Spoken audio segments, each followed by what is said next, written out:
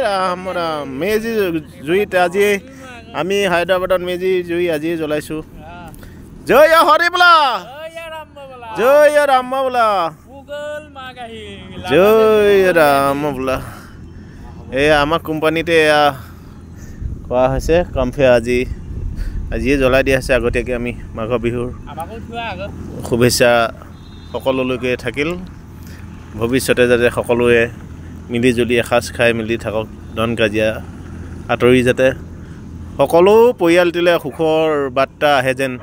বছৰটো যাতে নতুন বছৰত সকলোখিনি সুকলমে থাকে তাকে কামনা কৰি আজি এই মাঘৰ বিহুৰ